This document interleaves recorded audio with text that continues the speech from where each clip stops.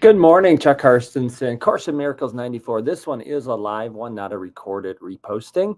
So I am in my office. It's cold back here. Got my jacket on. Anyway, um, we're in the Experiencing Peace series I've been doing in follow-up to my message I gave on December 22nd at Cambridge Lutheran Church.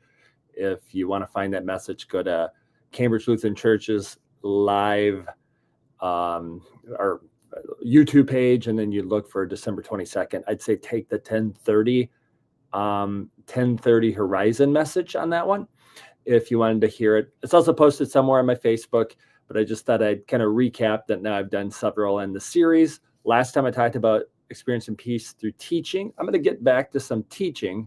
Anytime I'm doing this, I'm teaching, but for you to teach. And you might be like, wait a minute, like I'm just watching your video. Okay, so experiencing peace through learning, this would help you then because we can learn in many ways. One of the main ways we learn, unfortunately, is through trials, meaning like things that probably don't go well. And we a lot of times will have those trials because we haven't learned our lesson previously. But once you realize that good can come from those trials, you can start to experience more peace instead of just that constant roller coaster cycle of struggle. So I'm putting that out. I'm actually not going to spend a ton of time dwelling on that on this one. I'm sure I'll get back to it later, but just understand your trials are helping to get you to experience peace, but we have to learn from them. So that's where learning comes in big. Also, we can learn, like I said in the previous messages, about from teaching. So I'm not going to cover that in more detail. And then we can learn by seeking, which I would say studying, growing, actively participating in improvement spiritually. And that's what the rest of the focus of this video will be on. So I'll probably mention this, or I've mentioned it in, if you follow me at all, you see I do videos just on the real estate side, and this is a separate series, separate way of doing it. But on when I'm doing my 75 hard for workout now, one of the reasons I decided to do that, when I'm doing an outside workout, a lot of times I'm walking, at least currently. And when I'm walking, I'll just have my little headset on, bundled up, and I'll be listening normally to a podcast, the Course in Miracles podcast through the Circle of Atonement, and learning. So I'm walking, it's cold.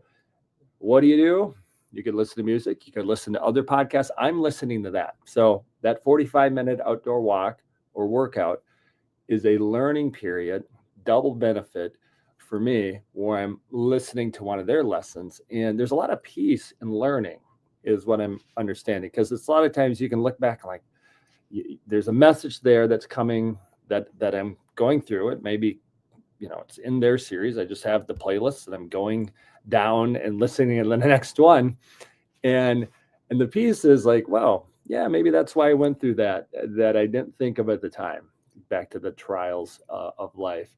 And it's like, yeah, you know what? It did work out. I'm still here. I'm doing fine, doing better. So it did work out. So, at least in my situation, I could look at whatever that was and say, hey, that worked out for me. So whatever you're going through, it could work out great for you, even if it doesn't seem like it right now. And then the other thing is just a better understanding. Like there is this basic understanding we have from the learning or lack of learning we did, or where we learned it from. I talked a little bit in the last message about there's different religions and different teachings. And many of those are very, very limited, not at all as deep, in my opinion, as the Course in Miracles, even that you're like, hey, that's coming from the Bible. Well, I'll do another podcast very, very soon on a loving God. And a lot of churches don't teach a loving God. They teach like a condemnation and judgment and a wrath of God type of style or whatnot. So that learning on that level, if that's the learning you got, probably puts you in fear or more anxiety, or you feel not worthy. So that's like unlearning you got to do. And so now if you take the unlearning you got to do and put in new learning, new seeking to replace that, you seek to replace the learning that you need to unlearn.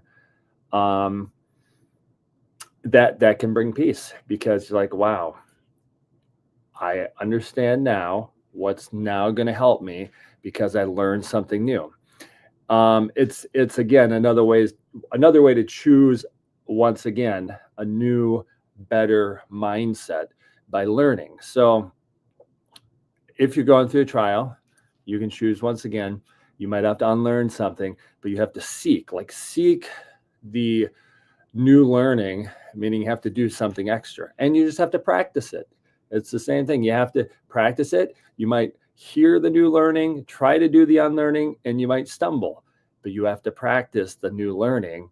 And by, even if you take the approach, if you're not going to be perfect, but you put some time into it, that it's practice, you will get some peace for the fact that you're actually doing it. You're actually moving forward. You're actually taking action and seeking and knocking and looking for the door to be open to a changing of mind.